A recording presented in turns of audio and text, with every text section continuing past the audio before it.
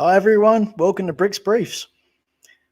As we promised, we're to give you some updates and answers about all the questions and doubts about the new decree of Russia's new immigration policy that was launched some weeks ago by President Putin.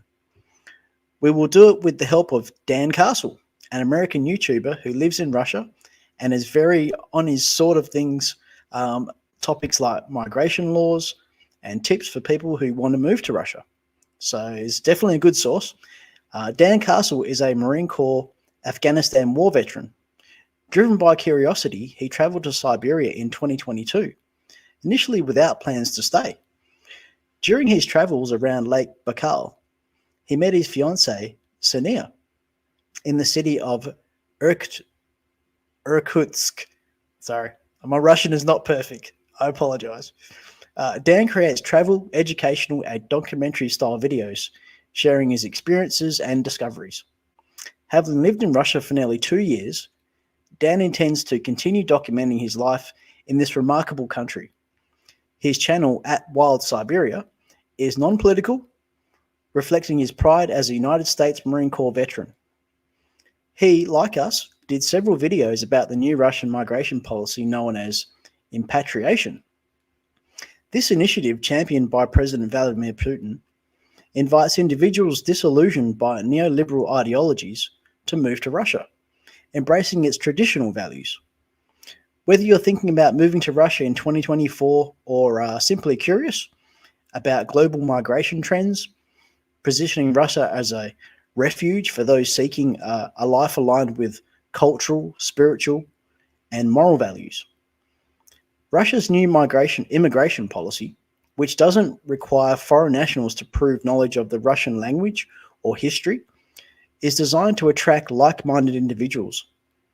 This move could reshape global migration patterns by prioritizing ideological and cultural alignment over economic or geopolitical reasons.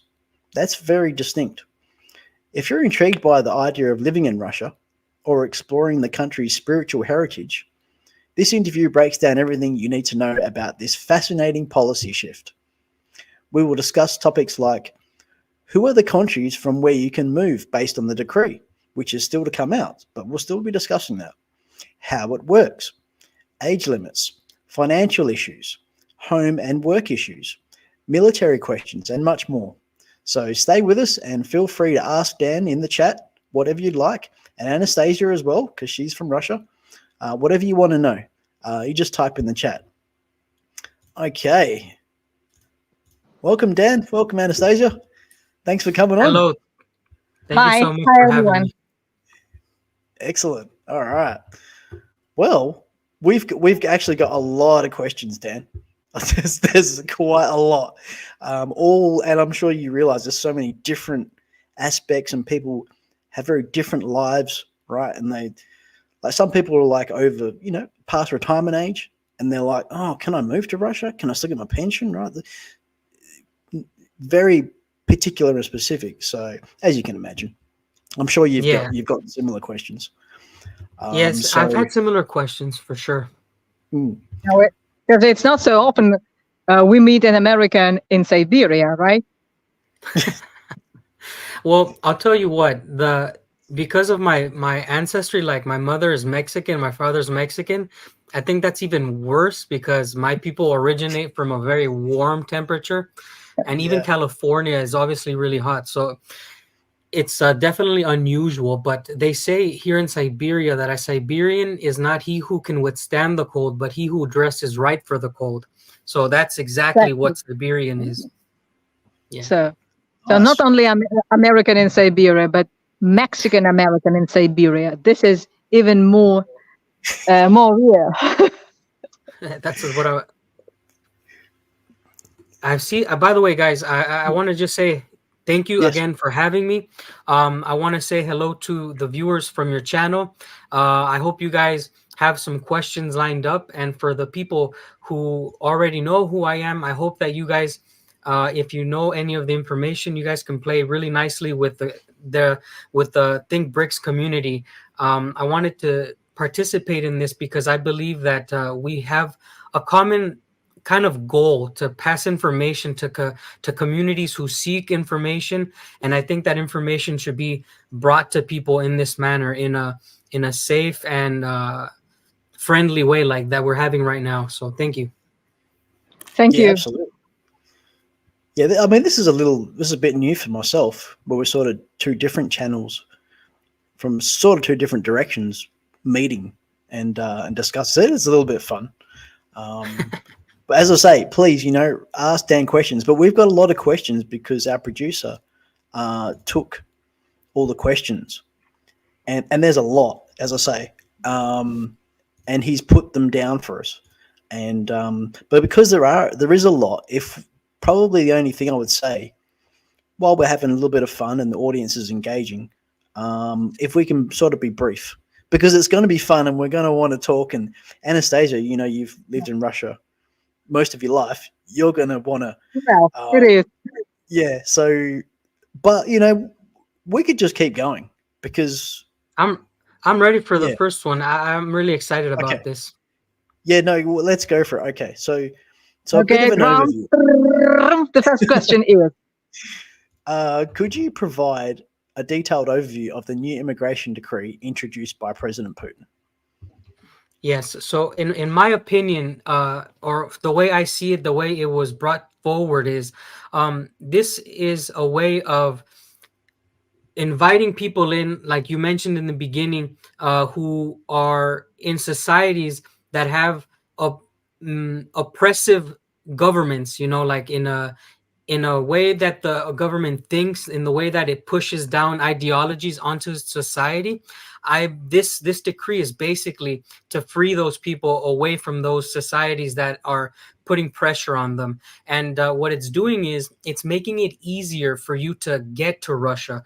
Russia has never been such an open bordered country in this way. Like, they'd never really lowered their standards for immigration, and in this new decree you're actually seeing Russia opening itself up a little bit.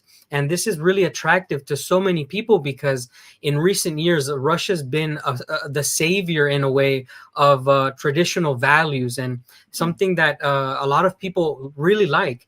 And what this decree is going to bring the bar down on is you don't need to actually have to learn the language for the temporary residency, which is important, I guess, for some people because they're really intimidated by the language. But in my opinion, the most important thing is the quotas. There's no more quotas. In the decree, it takes away the quota, where before Russia used to say, okay, we'll take 10 people here, 15 people there in this region. But now there's no more of that. A lot of people were living in Russia for years unable to meet the quotas. So there's no more quota, and you don't have to learn or know about the basic law and the basic history of Russia. So these are the things that were the bar was lowered. Will it be something good? We're going to see. It could potentially lead to some issues, but hopefully Russia deals with this in the proper way. Yeah, that's what I was thinking when you're saying that too, that this could be some issues. I mean, they had it like this for a while for a reason. I don't know why. Maybe Anastasia, why do you think they've had this like this? about the law, you mean? Yeah. Well, the Russia historically was an interesting place for foreigners to come to live and to work. Since the Peter the Great, the first emperor, from 1703, when St. Petersburg was founded, there were a lot of foreigners invited to Russia to work. And there was a period that Russia was very closed country, then Soviet Union, and what they want to do right now is to open the country for those who share our values, not for economic reasons. Like most of migrants go for another country just to looking for a job, for well-being, and so on. The Russia is waiting for people, for new citizens maybe, who shares its values. I think we should talk about what does it mean the value is, what values are. And the new law that President Putin signed a few weeks ago. Yeah, about a week or two now. Impatriation. The idea was proposed by Italian girl, a student who studies at the University of International Affairs in Moscow, and it was her idea to bring foreigners to Russia and to allow them living in Russia on the basis of their ideas and common values that we share. Oh yes, because you did a video about that, Yeah, which was really interesting that you brought that up. I don't think a lot of people were aware that this student. Yeah, it was not the idea of the government. One day they woke up and told, why not? We are not to open our borders for Americans, for example, or I don't know, for British. No, it was the idea that was announced by the student. I repeat, Italian student in Moscow, who gave her project on that, and she presented that project to the committee and to the President Putin himself. So that's why this idea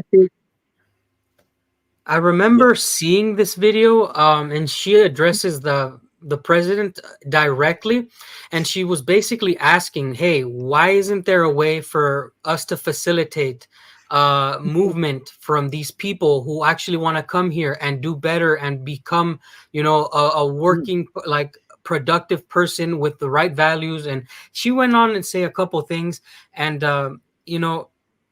Vladimir Putin took that so well. You can see it in his face, like, he understood, hey, there is something in here. And I think that the Russian government has taken so long to notice this, because this is not brand new. Like the feelings of the people around the world seeing Russia as a possible arc of liberty, and I don't know how they want to see it, because we were talking about values, and that's actually really across the board so different. Like conservative values in Russia are different than conservative values in the United States, so there's nuance to that. There is.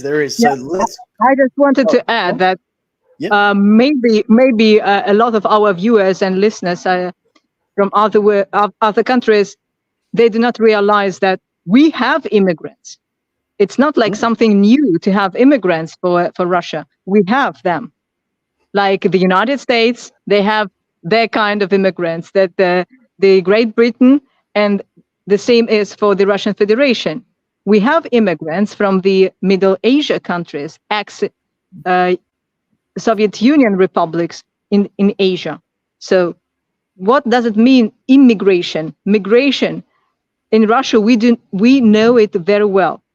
The question is right now is the quality of those who would come. What quality? Now they want to, they want those to come and facilitate coming of those people who, I repeat, share our values, traditional family, patriotism, and so on. Yeah, no, absolutely. I mean, let's address that actually. What does it mean to live according to Russian cultural and spiritual values? And how can new immigrants adapt to this way of life? I'm skipping way ahead here, but this is the topic, and it is important because this is what the decree is about. So we have to ask Anastasia first. What does she consider those Russian values and what you just described? And then I'll tell you how I feel trying to assimilate to Russian culture and lifestyle. So you just tell me how can you define the Russian values and stuff like this? Dan, there is a lot of discussions about what is the Russian values, because yes, we have our, I don't know, the number of words that we define, like our.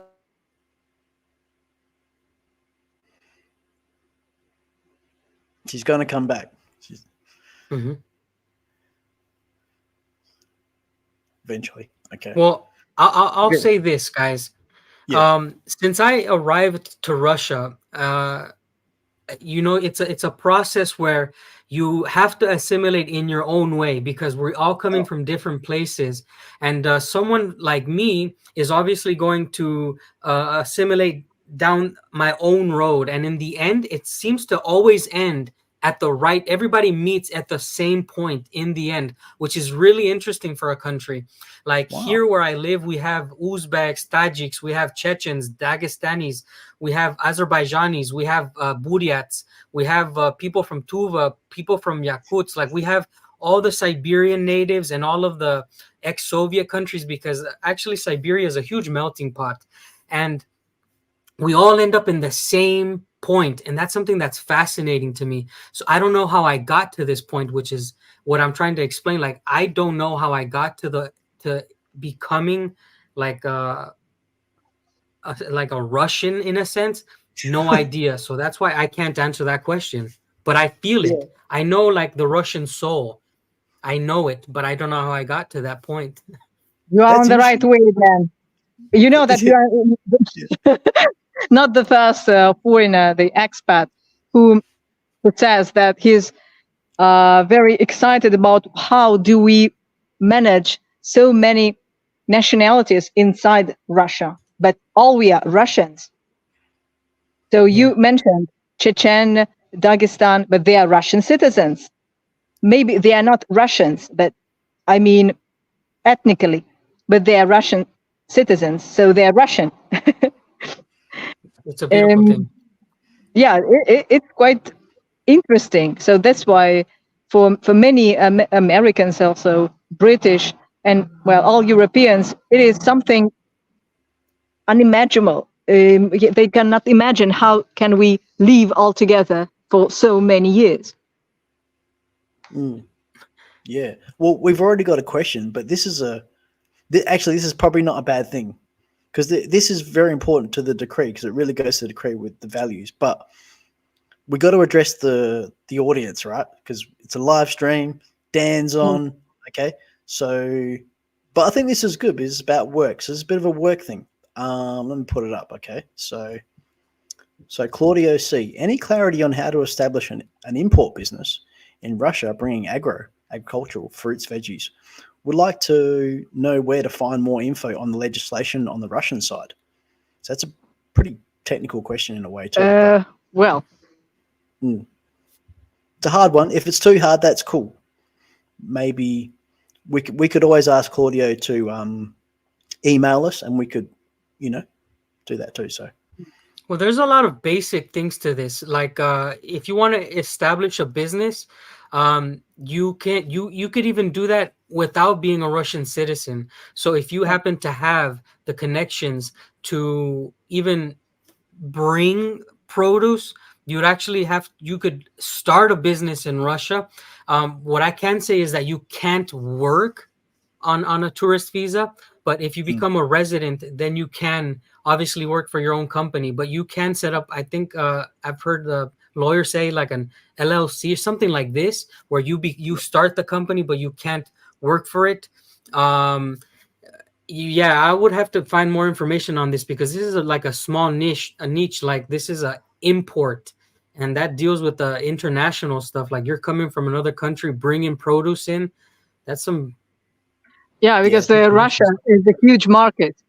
So then you might know that in our supermarkets you can find everything from everywhere. And the prices sometimes is very low. When one lady told that she was surprised that she can buy kiwi fruit in Russia, the price is less than it is in Australia. So yeah, about the business, you're right. Then when you are a tourist, you can't work and you are not allowed. But as soon as you have your residence permit, you may open your LLC or private entrepreneur and run the business. What about export import? This is the relevant. There are a lot of information on the ministries of agriculture and so on. The people may ask. Yeah, I mean, I would suggest, just as a layman, that to engage with an immigration lawyer when you start to get this sort of thing, is fairly. And Dan on his channel, I was watching you, Dan, and you interviewed very briefly Tamil, and I know he's an expert, and I think he was saying he works in the government now too. But I'm sure at the rates of money compared to Western countries, it's probably very affordable to engage someone like that and ask them these questions. Pay for time. This is a The simple questions are coming question in. for someone who knows. Yeah. Yeah, I would say so too. Yeah. So the questions are coming in, but let me go to our questions. Okay. All right. So, so about a little bit general. Okay. So, which countries are included in this under this decree, allowing citizens to move to Russia more easily? So we don't know yet, do we? We don't know, but we have a good idea that it's going to be mostly the countries that were on the list of unfriendly countries, because these are the ones that are most deviant in nature. And this is just how it ends up being. It's obvious that if it's an unfriendly country, it's usually doing things much different than Russia.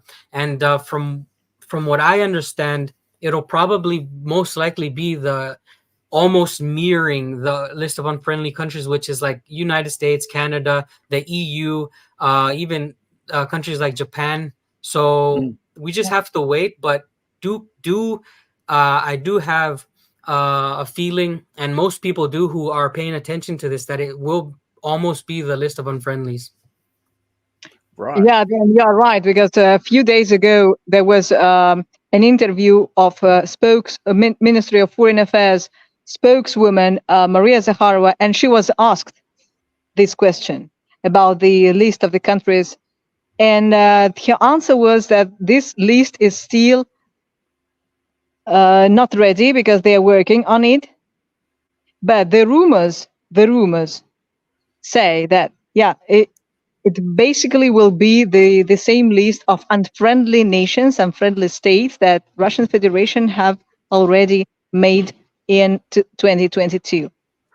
And you are right. It was all European Union countries, the United States, Canada, Australia, Clive, New Zealand, Japan, and We're definitely unfriendly.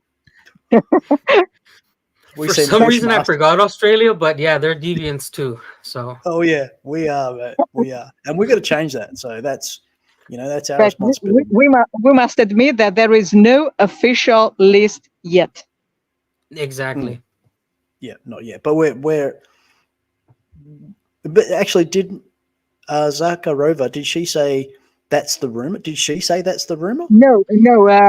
There was some journalists. They were gossiping about that, and mainly. I have to say as well.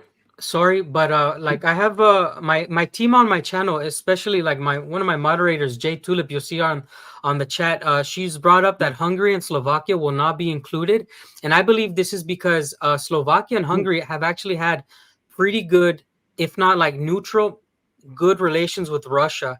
They've kept it at a level far away from the rest of the European countries, and I don't know if it's because of that.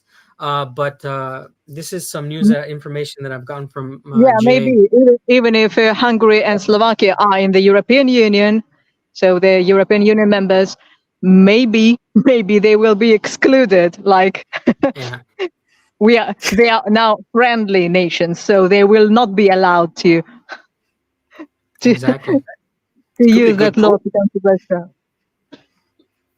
Oh, that's good. All right. Yeah. We got a lot of comments, so I'm gonna try and manage it. But thanks, Jay Tulip and T. Jay Tulip, is that the person? Jay Tulip and T. That's good. Yeah. Okay. All right. So, how does this policy work in practice? What makes it different from previous Russian immigration regulations? So you touched on this a bit, Anastasia, but you broke up too. So, yeah. Well, sorry for that. I'm still on vacations, and there is still an issue with the stable internet connection. No problem. Well, about the legislation,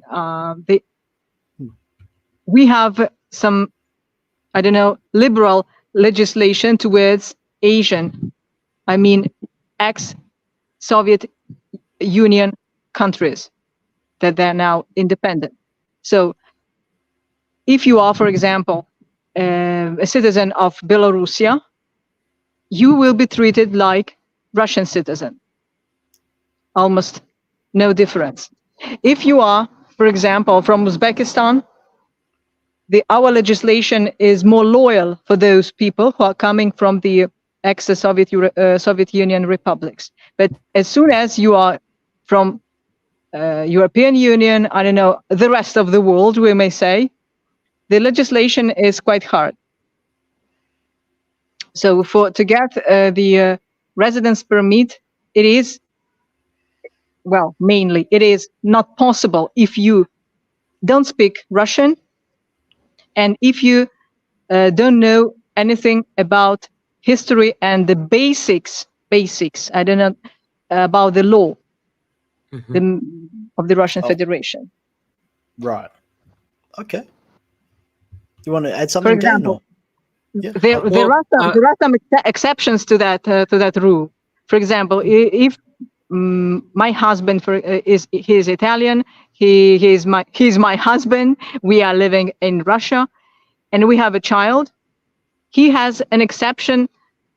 He may not speak Russian. Only for family reasons. They made some exceptions to the rule. But if you are single, you have no relatives, you have no wives and children in Russia, you are treated quite seriously.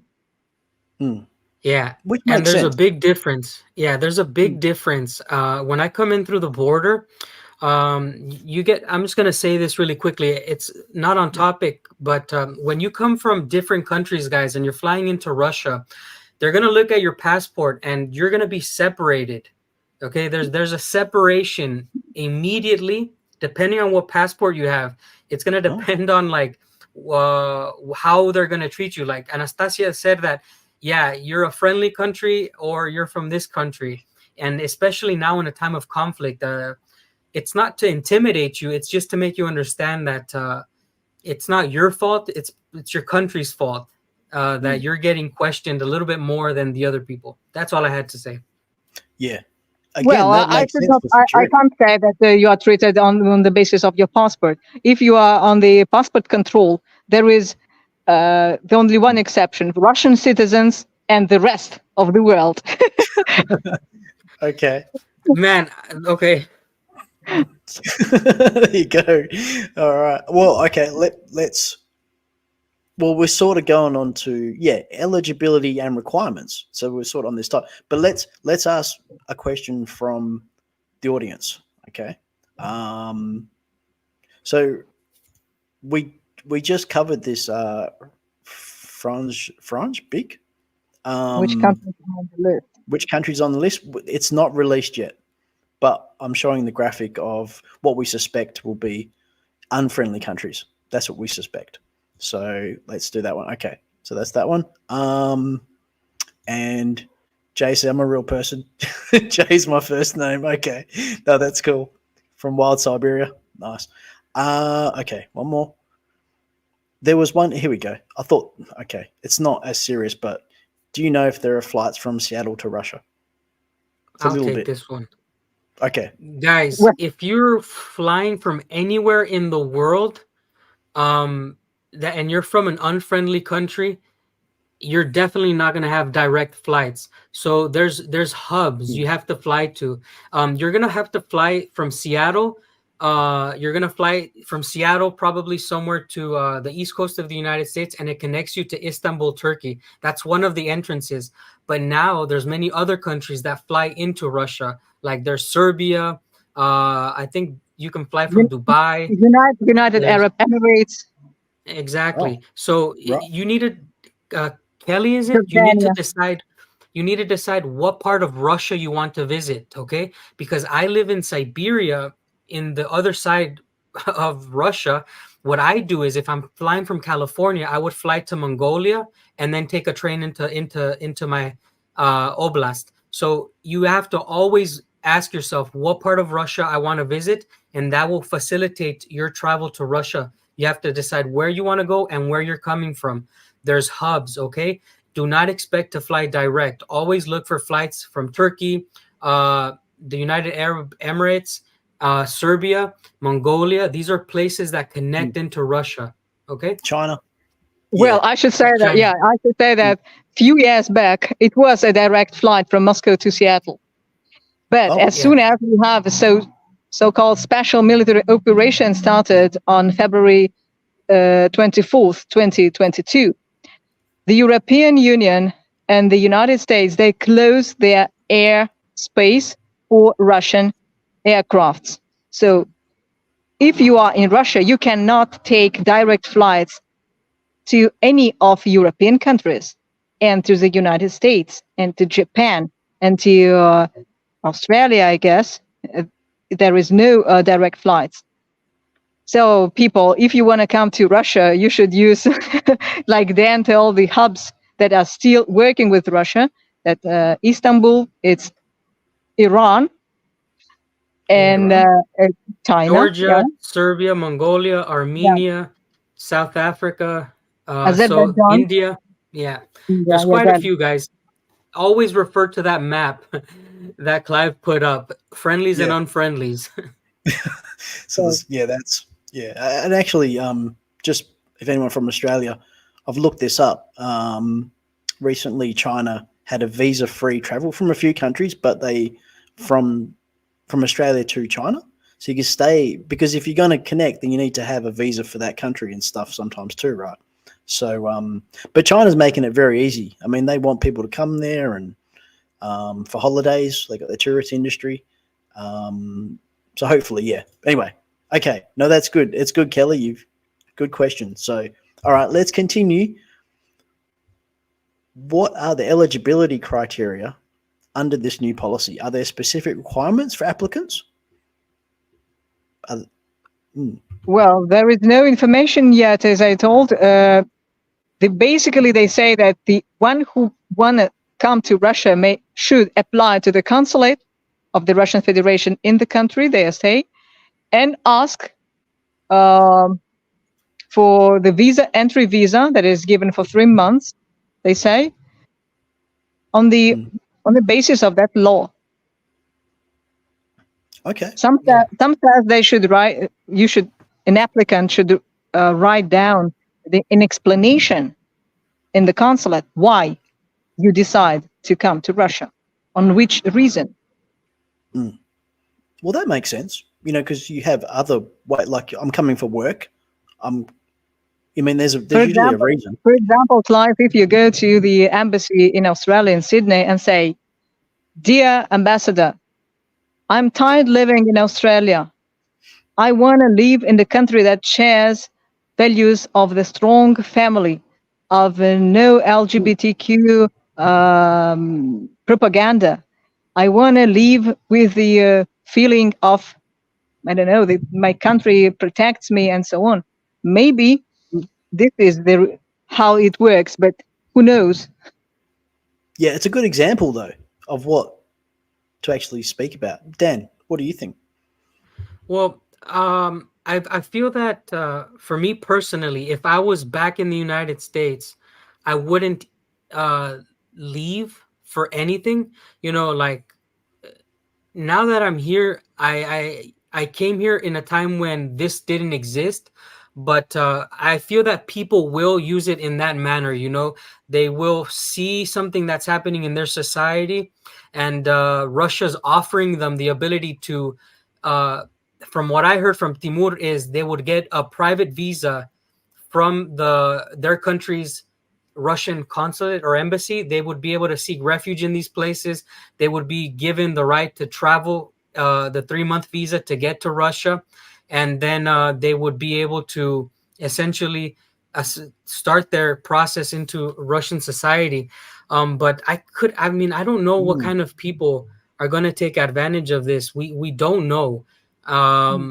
We just have to wait and see. It's, in my opinion, it's going at a pace that's getting me so frustrated. I know it's so important. I know that it's got to be worked just right, but for some, because of the manner of my channel, we have thousands of people just on the edge, like, come on, we want to know more. How is it? When is it going to start? They're so ready to push a button and go. But guys, you guys need to calm down. If you've never been to Russia, take a deep breath and don't just jump on this opportunity. Okay, you need to make sure that you're even ready to understand what Russia is. So my advice to you is, if you have the liberty to travel and you're ready to go, why not just get a tourist visa first, travel to Russia, and see if you like it. Use these next 1, 2, 3 months that Russia's getting ready to make this really work for you to learn what Russian society is like and see what part of Russia you like. And do it now that winter's coming, because guess what? You better learn to live in the cold. Right. Yeah, that's true. Actually, Well, Russia is so huge country, so I guess anyone can find its place to live. Where in south, in Siberia, in north, because I must admit that I have known a lot of people that they confuse north, and Siberia. It is not the same, guys. oh, No. There's Look at that. definitely even I get confused, like when Russians say west, because I don't live in the far east, but like I'm just like, oh yeah, west, that's Tuva. No, west is somewhere way further, somewhere else. The Russians and the way they describe their country, to me, it makes no sense. For me, it's like, okay, I'm in the center, so anything east is the far east, like Vladivostok or Khabarovsk or something like this, and then like west is anything past Krasnoyarsk, and there's no south for me because I'm right next to Mongolia, so I'm thinking nothing should be south of me, right? So Yeah, it's pretty crazy.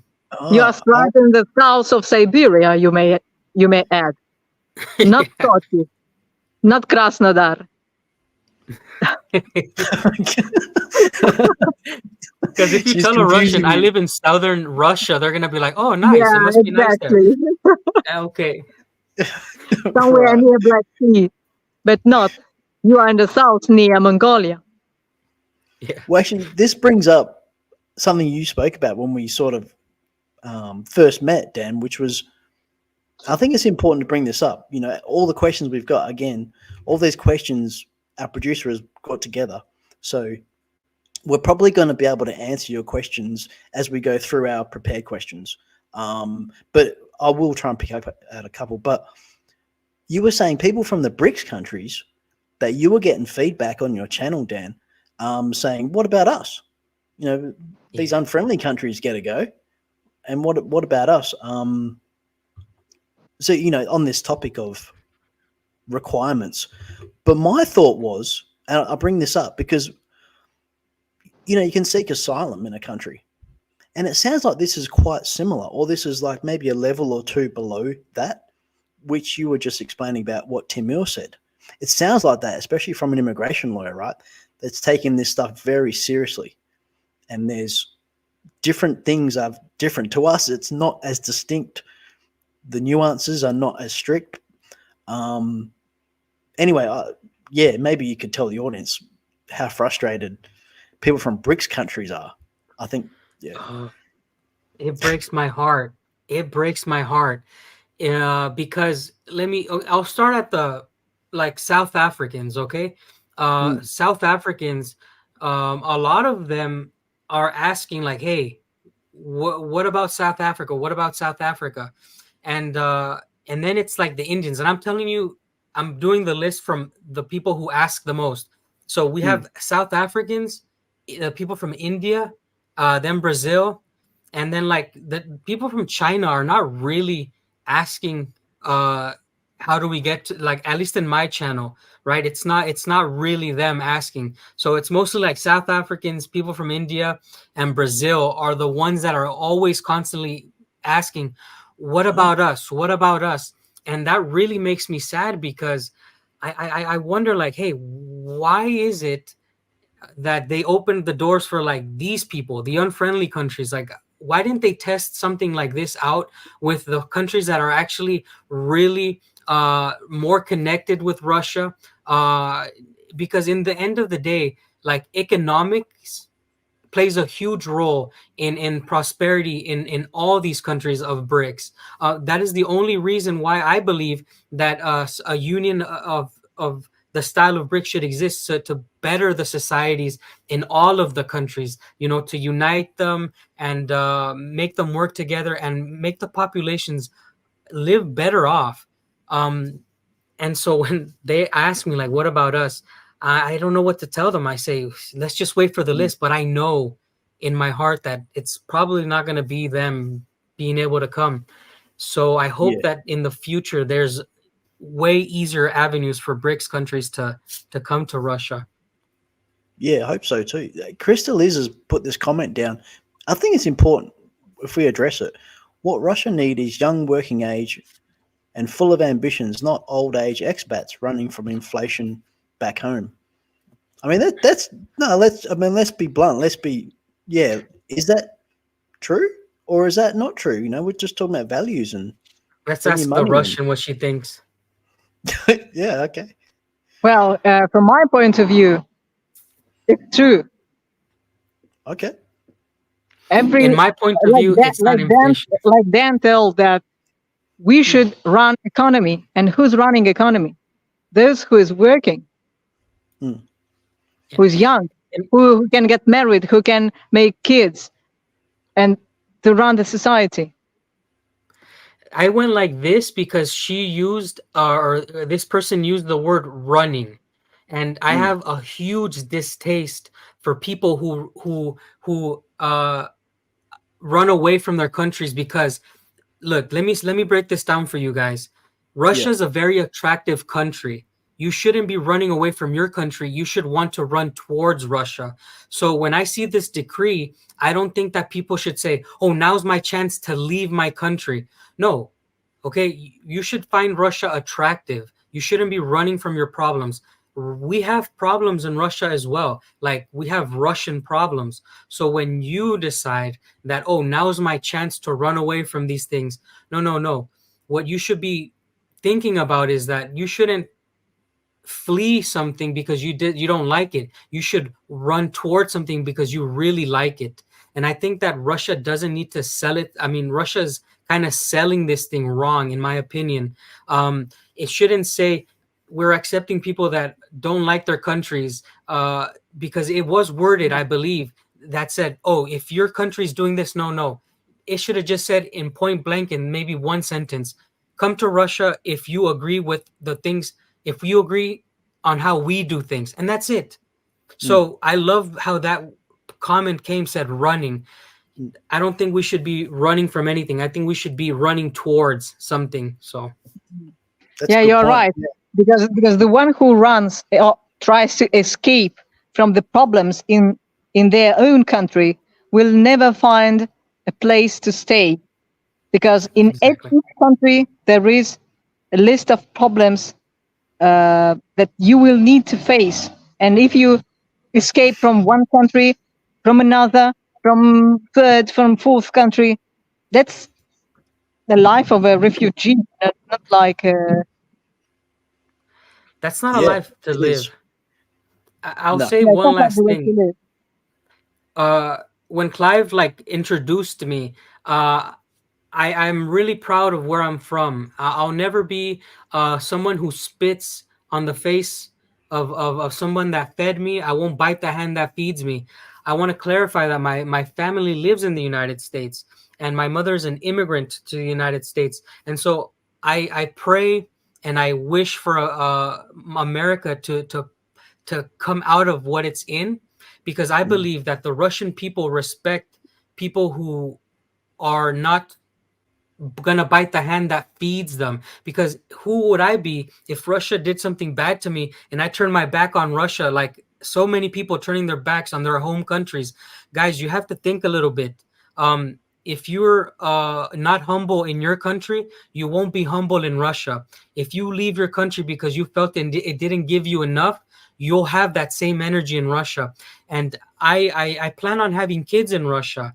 I want to raise my kids in Russia, and I don't want them to have neighbors who are horrible people in their hearts and in their minds. So remember, don't bite the hand that feeds you. Appreciate that you were even able to live your 30, 40, 50 years in your home country and just be happy now. If you want to make the move, come with a clean conscience and a clean heart, okay? Don't hold any grudges, because there's too many people becoming too politicized, like, oh, political, oh, the West is drowning. Calm down. Just get off the boat, get on the next one, and enjoy the cruise, okay? Yeah, A lot of really people leave their countries with the expectations, very high expectations, to find something another in another country. And very often those expectations, they crash, because the reality is absolutely different. So Exactly. I'm absolutely right. You, Dan, absolutely right. And I agree with you that all that moves should be taken with a clear head and heart, yeah. and not like spontaneous decision. Oh, let's go. It's very good Exactly. advice to think about. Yeah, that's good. That's exactly, yeah. Okay, I'm continuing. Okay, so still on eligibility and requirements subject. Okay, what documentation is needed to apply, and what is the typical processing time for these visas? It's a little bit specific, but let's do our best. What documentation is needed to apply, and what is the typical processing time for these visas? Well, from what I've gathered is, um, the visa that you're going to get is the visa that you're going to use to travel to Russia, okay? And but as for documentation, the point of the decree is for you to become a Russian resident, like a temporary resident. That is the main objective, because Russia has already been handing out visas. So in reality, what this decree is, it's kind of targeting people who want to be residents. With that being said, you're going to need a background check in your home country, just to make sure that you haven't committed any crimes.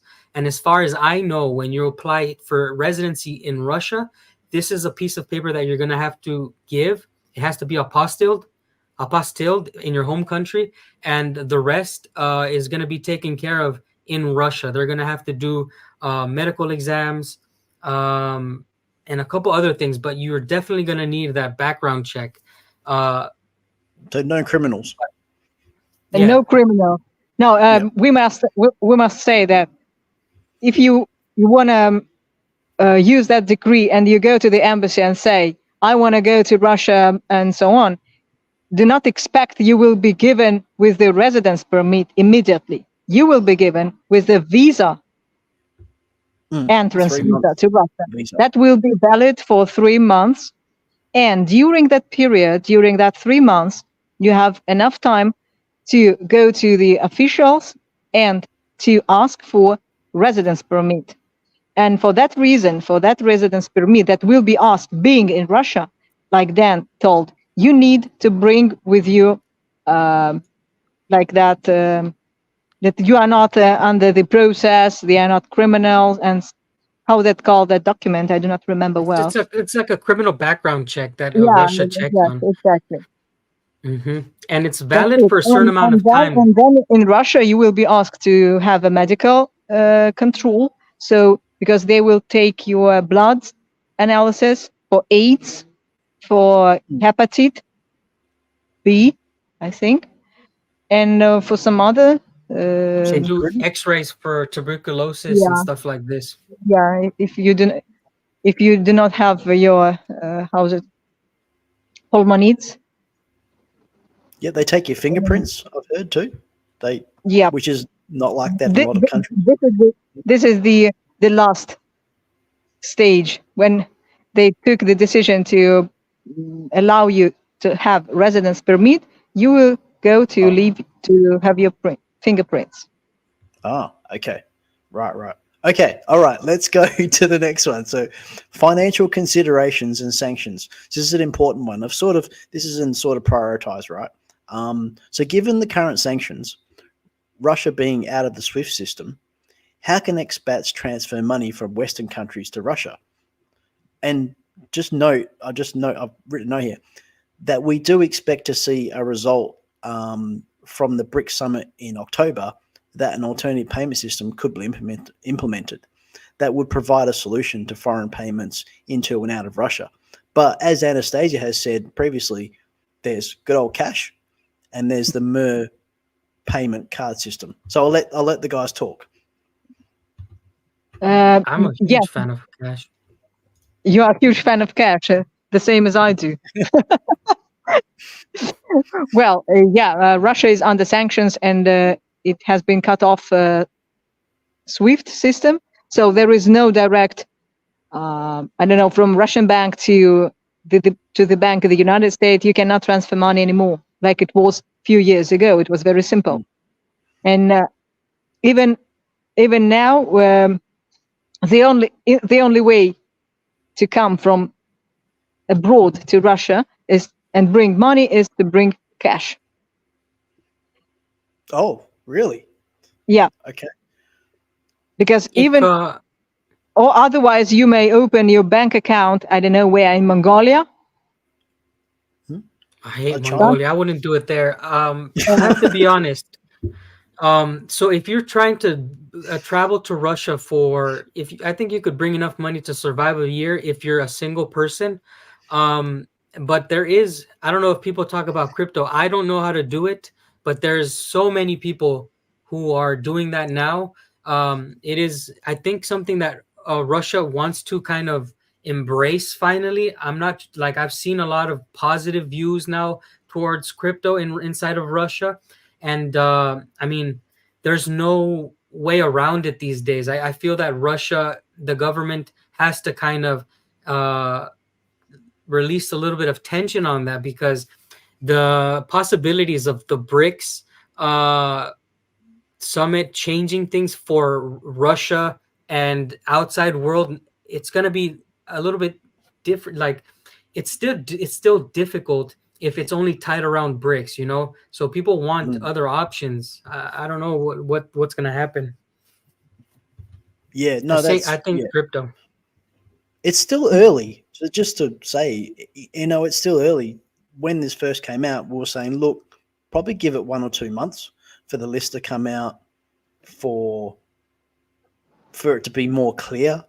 I mean, the government still has to write the rest of. They still have to set up the platform, the actual processes with the administration.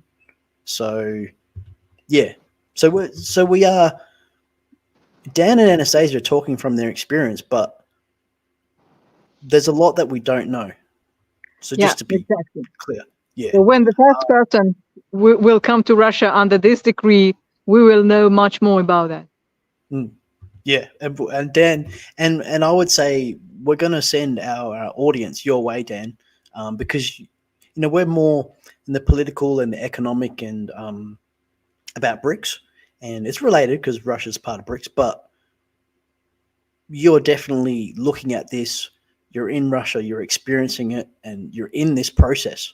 So we're going to send, and we encourage all the audience to go to Wild Siberia, at Wild Siberia on YouTube, and keep up with Dan and ask him questions and hassle him. But it says, so on the same topic, what are the financial requirements for potential immigrants?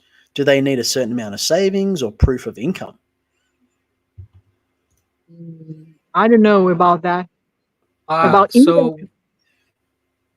That doesn't matter, guys. When you use this decree to come to Russia, it only matters after you become a temporary resident. Only then will you have to prove a certain amount of income. Like you have to make enough for an individual. I don't know how much it is exactly. I can get back to you on that. But the Russian government wants you to declare how much you've made a year so that it knows that you're actually self-sustaining yourself. But coming to Russia, there's no requirement, no amount of savings, no amount of money up front. This is not something that's going to cost you any money. Again, this is a decree that's meant to put you into Russian society and make you become part of its system. Okay, so it's not asking for your money. Again, this is not for an economic gain for Russia. This is, in the end, trying to assimilate as many people as it can that want to, and then you become part of the economic tissue. structure of Russia. Yeah, exactly. Mm. Makes sense. Yeah, that's how you should run your business, right? You service people, goodwill, and they tell others, and you make money. You don't go out there and say, I want to make money, buy my stuff because I want to make money.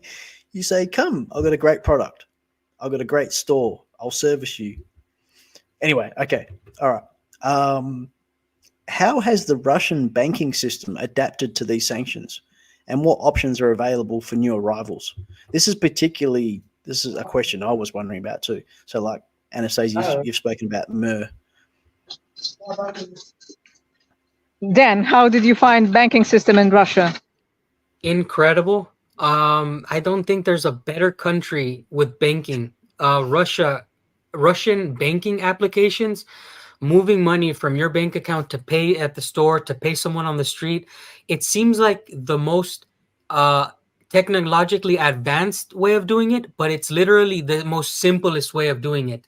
Everybody can tap their phone on any random store. You can transfer money directly, and it's like almost instant, guys. So today I had work done by a heavy equipment operator. I had to pay him 6,000 rubles. He gave me his phone number, and we transferred the money, and he was on his way. You wouldn't be able to do that in America to his bank. In America, there's only applications, like third-party applications, PayPal, Venmo. No, these are not third-party applications. This is literally your bank account. You have the money like this. Incredible. And you can open up a bank account as a tourist. So, and is that the MER payment system, or that's just the everyday banking system? I mean, it's everyday banking system. Yeah, every day. Oh, wow. Okay, there you go. It's easy. Yeah, it's easy, and it's not easy. The most easy is to send money from one person to another using your phone number that is used in your application in your bank. For example, if I need to transfer some money to Dan, for example, I just tap his phone number, choose his bank, and it's done. But Clive, it gets to my bank in real, like I really have the money. In America, you're waiting hours, days. I can't meet someone in the street and say, "Oh, I owe you money. Let me give it to you." No, my bank's gonna say, "Let's check if this is the guy you want to send to, and we'll get it to him in 3 days." No, this is Russia, baby. This is Russia. Here we do things different. Simple. Yeah, in Australia, it's 2 days minimum. And then, they check if it's a lot of money. If it's like maybe more than 1,000, 2,000, they'll probably be calling you up saying, "You sure you want to send this to whoever this is? Why are you sending this? Where did you get this money from?" I mean, I'm being serious. This is literally what happens in Australia now. Anyway, okay. No, all right. Here in Russia, it's more simple. That's awesome. I like that. Okay. Housing and accommodation. Okay. So I'm trying to get through these, but we're going to keep going until the director, he's not here. So anyway, we'll just keep going. Well, we are free to do everything we want. Pretty much. What is the current state of the housing market in Russia, especially for new immigrants?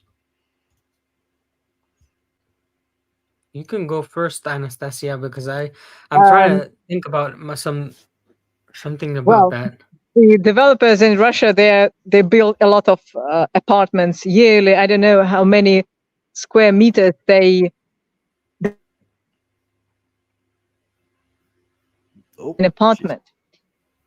And who prefers to live in an apartment?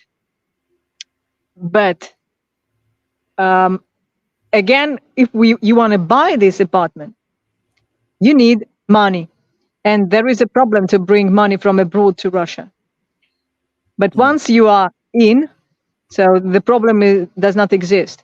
You may rent a flat, you may buy a flat. There is no limits to the foreigners to buy or rent a flat. Everyone can. And of course, the central part of Russia is. Do you hear me well? Mm-hmm. Yeah, you're breaking up a bit. Sorry, because I was frozen a little bit. Because, for example, Moscow and St. Petersburg, of course, the most the biggest cities in Russia, they have the prices very high for someone. But if you go south, other regions, the situation is different. Again, everything depends on where in Russia you want to live. If you prefer to live in a big city, this is one story. If you prefer countryside, this is another story. If you prefer living in southern regions, I mean near Black Sea, those ones, this is again another story. So here we should see, move on the map and decide first where to go, and then find the appropriate place. Yeah. Okay. For the people who want to buy property inside of Russia, look, I just finished an interview with a lawyer, and this is the information. I'm going to give it to you briefly. You could even buy property from outside of Russia by giving up a power of attorney to a Russian lawyer. He can do the processing for you.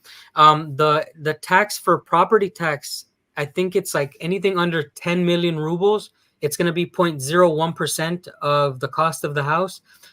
And there's another limit. Let me see. Well, it's an annual tax. Yeah, annual tax, and I think it's over 300,000 rubles. It's 2% of the cost, so it rises significantly.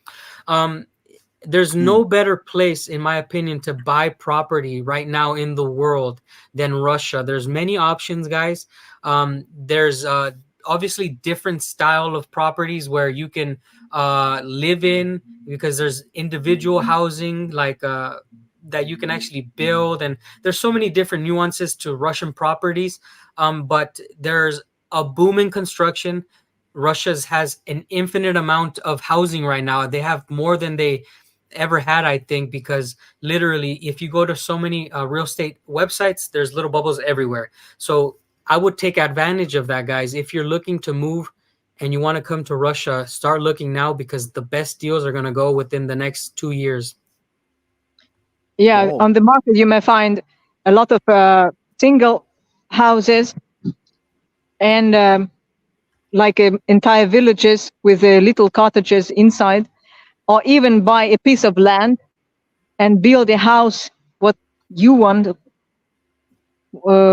any house you want. So That's there what is I'm a doing lot right of now. options. Yeah, it really depends. So you're saying, yeah, it depends, but it's a good time, and it definitely depends where you're moving to. I mean, that Exactly. does make sense, because I've heard that too.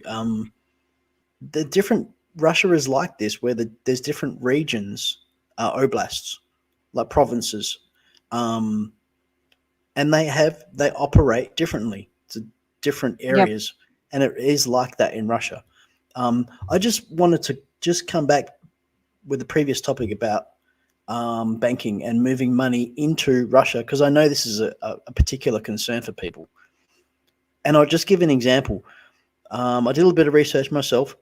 So, say from Australia, if I wanted to move money into Russia, I could use Bank of China, because there's a Bank of China in Russia. There's a Bank of China in Australia.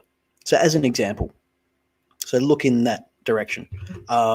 Sorry, it was off topic, but I thought I should mention this, because I know, as you know, Dan, people are thinking, how do we do all this stuff, right? And you've done your research. I've done a bit of research, right? And you got to do your research. You have to put the effort in.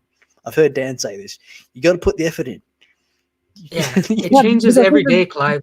yeah, exactly. Every This is day it the changes. everyday life. What people is The interested in. I've lived in Russia since April 2022. I've been through the sanctions when they started. I've been through the sanctions in the middle. I've been through what we call the mobilization. I've been through the more sanctions. Like, I've been through all of this BS. And me as a non-Russian, I always think like, okay, what are we gonna do now? And my wife, calm down. We've been through this for the last 10 years. The Russian people, it's like, oh yeah, oh, this is next. No, they don't think about what else they're gonna throw at them. They're too busy living in the moment and figuring things out. Like, it happens naturally to them. I don't know if it's like genetics, but honestly, we have to live and adapt through everything. So when people ask us, how do you do this? How do you do that? We try to give you answers, guys, but tomorrow might be completely different. Tomorrow might be we're getting water from the trees up there in that mountain, and that's how crazy it is here. So it's like that. Yeah, Be prepared for that. enjoy the moment. That's cool. Yeah. That's a very good principle. I like that. That's useful, I reckon. Okay. They made sanctions on our banking system. Okay, I have a vegetables harvest this year. It's okay. That's very, I like it. Okay, so what should newcomers know about renting or buying property in Russia? Are there any restrictions or special? Actually, you sort of covered that, Dan. There isn't any, right? There's no restrictions. There is restrictions on where you can buy property. As far as I know, Anastasia knows that you can't get it near borderlands, near strategic areas. But this is actually, it exists in many countries where if you're a foreigner, like there's even places where you can't go. So yeah, definitely you can't get land in strategic places. And there's also like certain types of buildings where you can't even register yourself to be living there as a tourist or a resident. Like there's certain houses or I guess properties that you can't register yourself to, if that makes any sense, because in Russia you need to register yourself to a physical address. So there's some places that you shouldn't buy because you're not going to be able to register yourself to. But for this nuanced things, it would take a whole other video to explain. Yeah. Okay, sure. Well, No, that's about cool. the strategic areas, then all that strategic areas, they're not probably for living, I should say. they're for military operations services, and they are far from the big cities. They're small ones, but actually for the people who is working on that strategic services. Oh, okay, right. So you need to be a little bit familiar with where you're looking at. Okay, that makes sense. That's reasonable. Okay. How do housing costs in Russia compare to those in Western countries, particularly for expats seeking a more traditional lifestyle? Obviously. Dan? It's night and day. It's night and day. I'm planning on building my house a little bit below, perhaps 50,000. Perhaps I won't even get to 50,000. But I know people in Moscow or St. Petersburg rather, who are building budget houses here in Russia for $60,000, and it's a house that you wouldn't be able to buy anywhere in the United States. The United States, I can speak with experience, is going through a tiny house revolution still, where it's telling its society, hey, look, build a tiny house and put it behind your truck. We have such high costing housing that we're literally created a culture around tiny house living. And I'm pretty sure it's spreading to like Europe by now. People living in RVs and stuff more than ever. So in Russia, it's not actually like that. I'm probably one of the poorest people I know, but even I can begin to build a house. Everybody I know here has an apartment and a dacha. And so they have enough money to build little by little, but they'll build it before they turn 60. I've seen it with my own eyes. I've seen two friends start construction on their houses. So here, it's not such an uphill battle. It's kind of more evened out compared to where I'm from in the United States. Oh, great. Okay. That's optimistic. Okay. I think I've done the math. If you want to hear the math, I'll give it to you here. My wife used to make 50,000 rubles a month for her salary, and she paid less on her bills. And we calculated if she saved, I forgot how much she saved at the end of the month, but she would be able to pay off a mortgage in 10 years clean from 50,000 rubles a month in this area. where you're looking at a house costing maybe like 2 million rubles, okay? And in America, it's just you have so many bills, and the cost of the house has inflated so high that you're not going to pay that off in 10 years anymore. A lot of people say that Russians are really poor because their monthly income is very low, but actually, at least where I'm from, I don't know how it is in Moscow, where I'm from, people pay a little bit less for things than in the West. Right. Okay. So you get that proportion, and it's Yeah, not inflated. in proportion to, yes. It's difficult to compare. When, for example, for an ordinary Russian, when we hear one who immigrated to the United States say, "Oh, I earn $5,000 a month," that is huge money for Russia, $5,000. And when you ask, "How much do you spend per month?" 5,000. The reply is, "Okay, if I earn, I don't know, 2,000, I pay my my bills, my rent, my everything, and I still can save something for my summer vacations." I can say, well, being an immigrant in the United States with $5,000 per month, it's like being in Russia with, I don't know, $500, something like that. The proportion, yeah, it's another world, we can say. That's a big difference in proportions. Yeah, it is. It's like 100 times difference. Wow. Okay. All right. So, all right. We've gone over an hour, and we've still got quite a few. Actually. Well, Clive, ask the question that is the most interesting one, I guess, about the military service. Okay. Yes. Let's. Yeah. So there is a concern among potential immigrants about being conscripted into military service or sent to war zones. Can you clarify if this is a legitimate concern? They bring you immediately at the airport. It's one of the most ridiculous things I've heard since I've been here. Those have to be robots. I've come to the conclusion that there's nobody that brain dead to believe such a thing.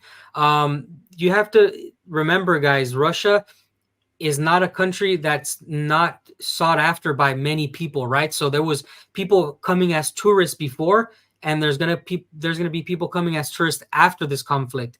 So how is it that they're still everywhere in the thousands? And I can speak from personal experience. I'm a war veteran. I'm a combat decorated war veteran. I came into this country letting Russia know, like I told in my visa, I let them know, hey, by the way, I was in a war and I shot my rifle and I was in actual combat and I did demolition. I wrote everything down for the Russian government to know because, you don't want to lie when you sign these things. But anyways, even after that, there's been nobody knocking at my door saying, we need your help. We're losing this war. No, what? Like, how ridiculous are you? There's many Russian men who are in the military in better shape than I am, who are much better trained by now than I am, who are much more motivated than I am. You would have to be an absolute clown, dum-dum, to believe that an unmotivated man is worth sending to a war. And I'm just talking about it in a military point of view because I am a military man still. If you were to send me to the front right now, I would be more danger to the Russians because I'm incompetent. I don't speak the language. I don't know where I'm at, and I don't have the proper training. And it would be very bad for the Russian military to throw bodies out there. So you just have to think about it. If one of those commenters are real, they might be some of the dumbest people on earth, and the rest are robots. Then, as soon as you get your residence permit, the law allows you to have a contract. Yeah, but it's not a law that says that you can get mobilized. Of course not. But if you are a volunteer, and one day you wake up with a desire you cannot resist to go to the war, and you have your residence permit in your pocket, the law gives you this chance to be the volunteer. This is yeah, volunteer contract, right? volunteer. Yeah.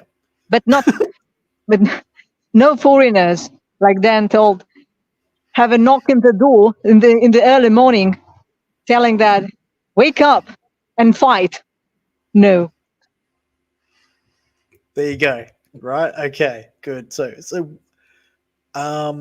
okay. No, you've made that pretty clear. Okay. So let's not continue along that line. But okay, give me a sec here. So, I mean, employment opportunities and salaries. You guys sort of talked a little bit about that. What's the job market like? And the salaries? Are there legal restrictions? Special permits for expats to work in Russia? That's the gist. Well, as soon as one have a residence permit, it is treated like a citizen on the market. I mean, in the labor market. Any company may hire you as a personnel. Yep. Of course, if you are not speaking Russian, your labor market is very limited. But if you are an IT specialist, engineer, you are not welcomed to Russia. You are 3 times welcomed to Russia. Okay. Yeah, This is needed. Russia is trying to be technologically independent. They want their technological sovereignty. There was something written by the government in Russia saying, hey, we want our technological sovereignty. That means that they want to be able to do everything in-house. So if you know anything about like IT stuff, right now is the place to go is Russia. And I'll say this much, anything to do with construction, like all types of engineers, very important.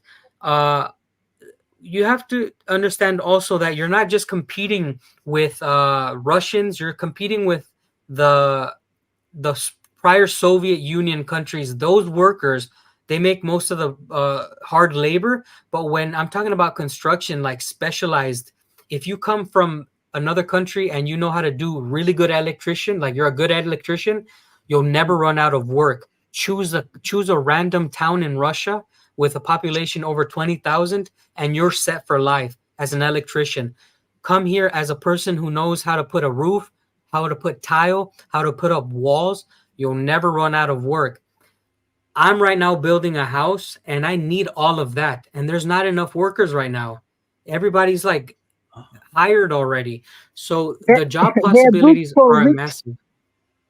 The what? They're booked. The good worker, electrician, plumber, those who can make tiles and so on, all that specialists, they are booked and their names are given from person to person. Mm-hmm. And one should wait until, okay, I'm waiting for this guy to make electricity in my house because, well, and now he is working at my neighbor, but as soon as he finishes there, I want him to come here. So something like that. Yeah, it's exactly like that. And as long as the salaries, we're talking about that, guys. Yes, the salaries to you will sound very low. And I don't want to lie, it's going to sound very low. But we talked about this earlier. Just everything that you're going to spend on day-to-day life, it's going to be much less. And if you're a true specialist, I mean, you're going to be rich. It's all about how much work you put in with how much knowledge you bring. And it's just, I feel that the playing ground in Russia, it's a little bit more fair. I don't know why.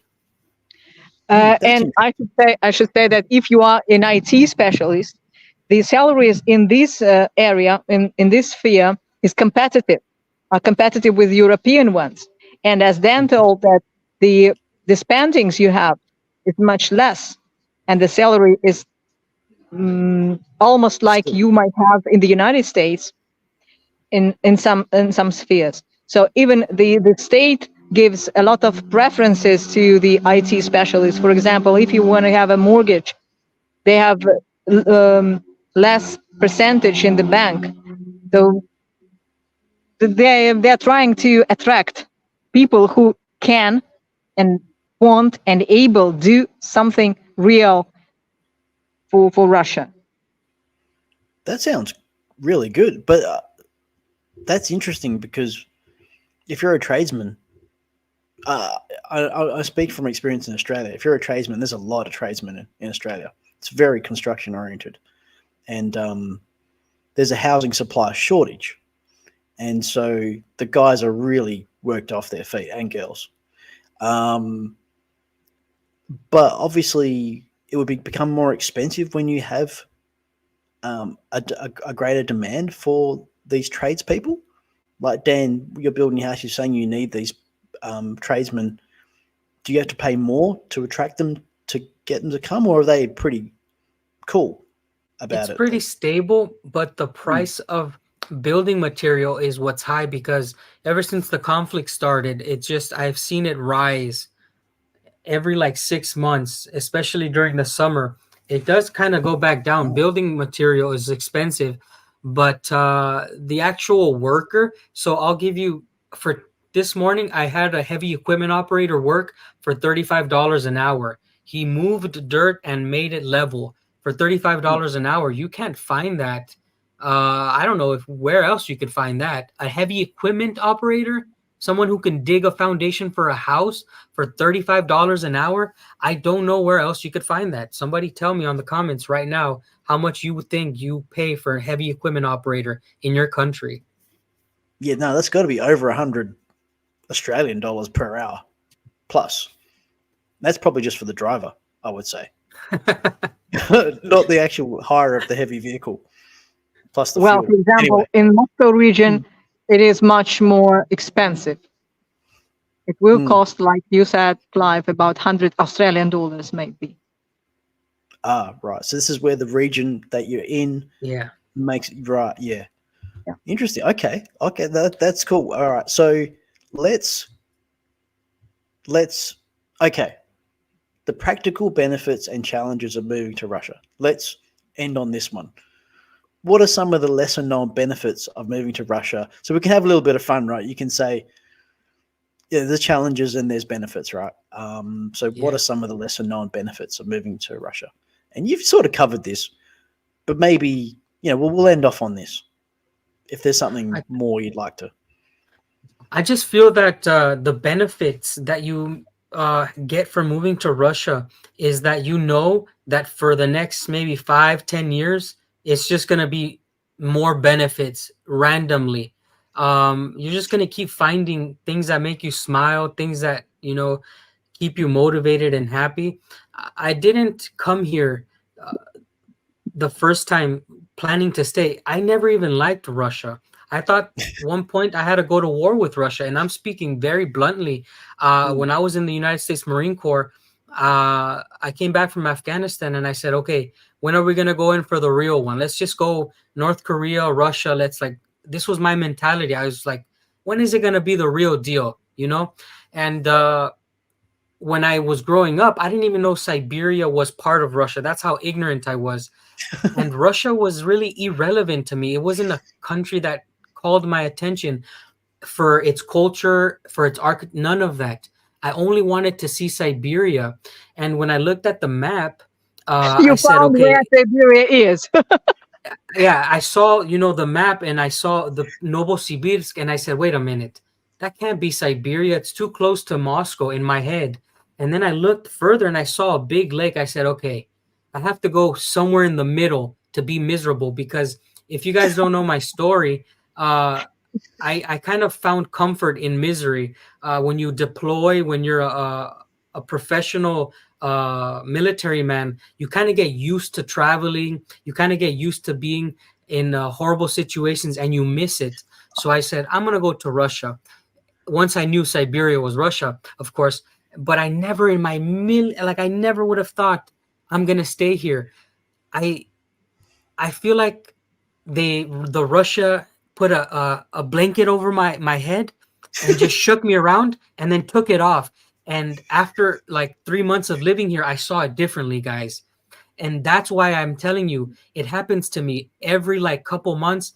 I have my head shook and I notice new things here.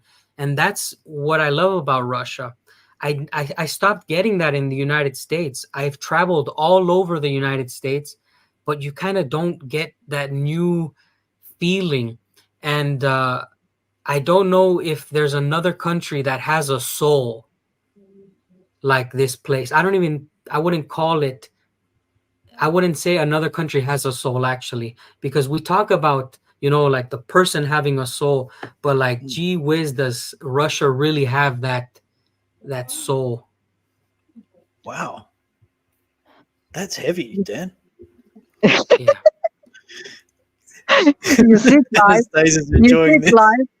Mm. Because Dan, that Clive was talking about his desire to move to Russia.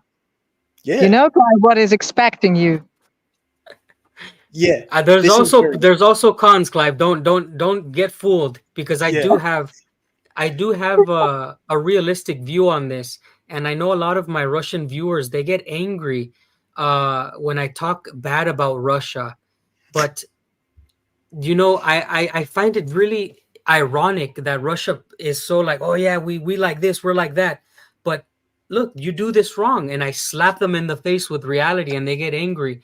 But I tell people this all the time, guys, and if you're watching, Russia is not the best country in the world. It is not the most perfect country in the world until it becomes the perfect country and the best country in the world for you. Okay, there's a process that you go through. Russia is nothing and then it is everything. That's how it happens. And if it doesn't happen to you, then you don't have to live here. So that's, Russia will take in what it wants and spit out what it doesn't, and it does it naturally. It's like an organism. And I've given it so much thought, because here I have spent hours in the taiga, like in the mountains here behind my house, in the cold. I'm walking to a lake to go fishing, and I only have maybe 5 hours to myself in the forest, thinking like, why am I here? Why is it that I get goosebumps when I get to the lake? Why do I get so happy when the babushka smiles at me? These are the things that I process. And if it doesn't resonate with you, then like I said, Russia will just spit you out. But if you want to give it a try, come here and experiment. But I want to say some negative things about Russia now, if you guys will allow me. Oh no, yeah, no. Of Look, course that was we the will. question. The Don't go the the too hard one though. thing, Just no, I have to be yeah, honest, because my yeah. kids will be in this country. The problem with Russia is that it's becoming too much like the West. It is choosing to radicalize itself. Like, there's a tipping point that Russia can get to. I call it the victim mentality. Russia is very strong. Of course, Russia is fighting in its view against the world, and it's always on the defense. It feels like it's always being Mm, targeted. But yeah. there's a point where, if Russian society becomes victims like the Americans do, the American victim mentality has created a crisis where its population is like, oh, it's always us and this and that, and they become weak. And you cannot fall to this. Like, I want every Russian, whoever watches this, to never fall into the victim mentality. You should accept uh, uh, you should accept the challenge of the world. If you feel like the world is against you, accept adversity, but do never become a victim, because then you become weak. And Russia's becoming very weak. There's a lot of Russians who are saying, oh yeah, it's us fighting against NATO. It's us always having to defend uh our traditions, and we fought in this war and we did this and that. Like, be Mm. proud of what you did, but don't become the victim. There's a really thin line, guys, of being proud and remembering your history and becoming a victim. And that's the one thing I cannot stand about Russia and Russians, is that they're this close into becoming like the West, like victim weak Oh, society. Dan, that for Russian is very important to define, to have a definition between loving motherland and hating government. If Russians go to war, they go not to defend government, they go to defend its motherland. Yeah. This is the difference. Yeah. If, That's if, if another you, that's another difference, of course. if you want, if you stop one Russian on the street and ask, do you love your country? He will say yes. Do you love your government? The answer will be not so It's the positive. same in I guess. America. It's the same in America. We don't we love America, but our government is garbage.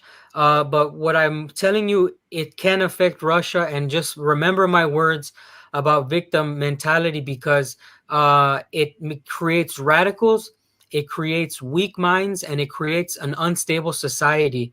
Um, and you can see it in different minorities in the United States that are always playing victim. That's how you get the individuals who break away from the overall group.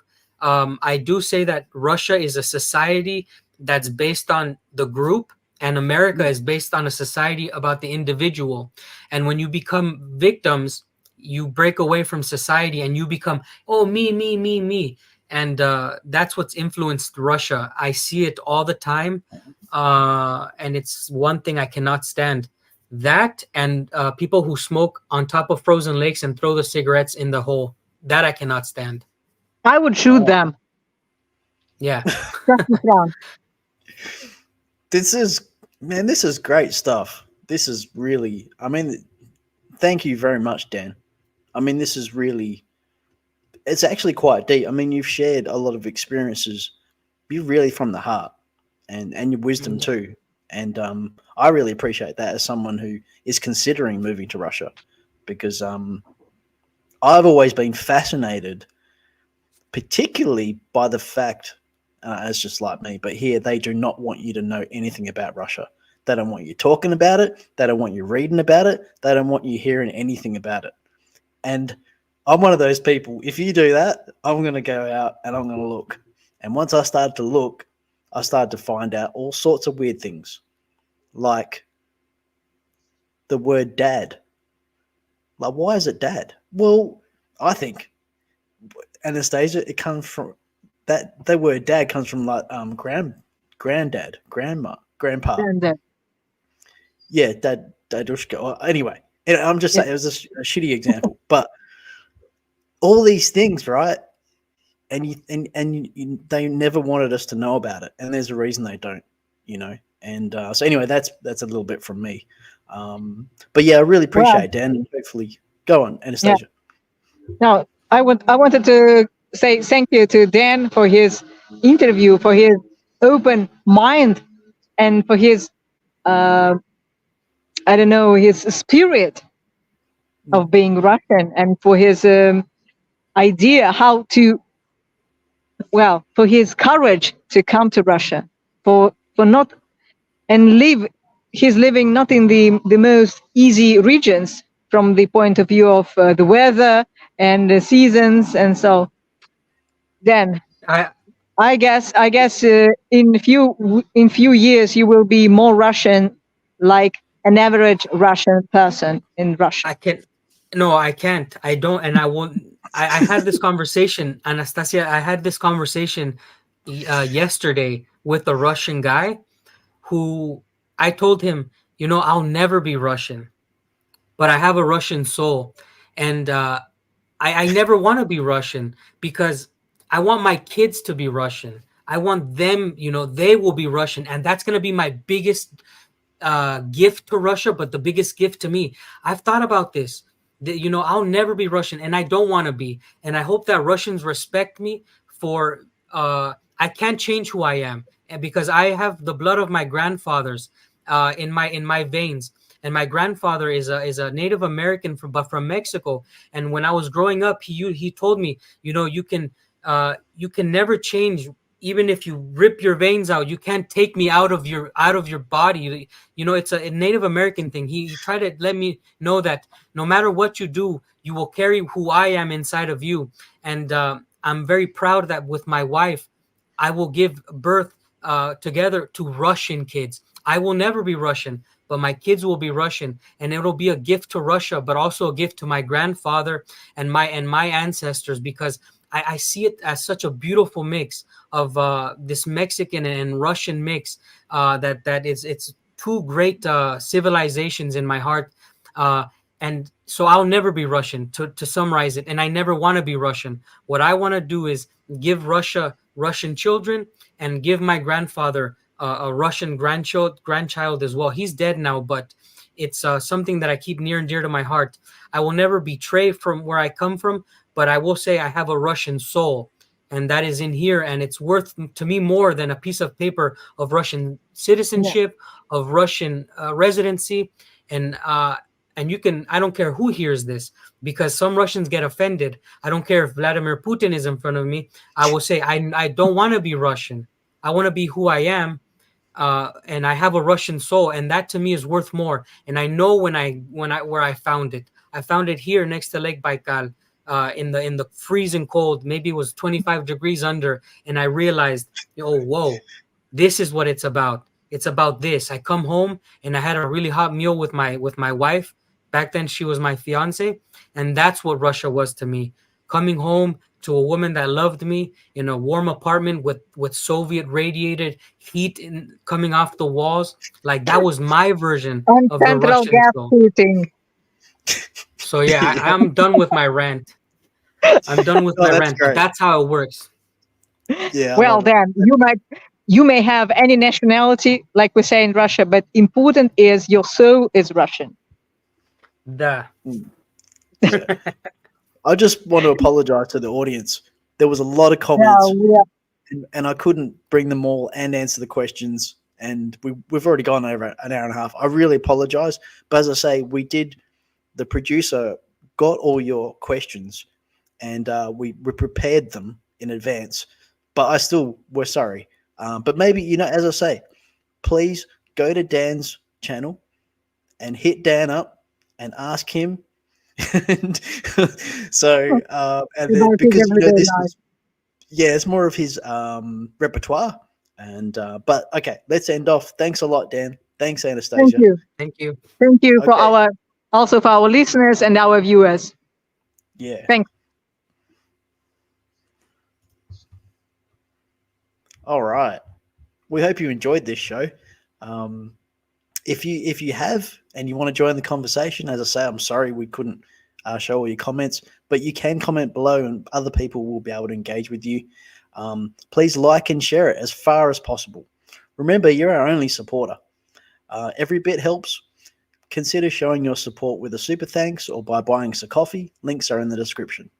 And even if you can't donate, sharing this video makes a huge difference. What Dan talked about tonight was very important generally about personal attitude. I think for children, that would be very helpful. Thanks for tuning in to BRICS Briefs. Don't forget you can follow us on our Substack and other social media platforms, especially our Telegram channel for daily news on BRICS, all linked below. Stay curious, stay connected, stay optimistic, and let's keep exploring together. Ciao.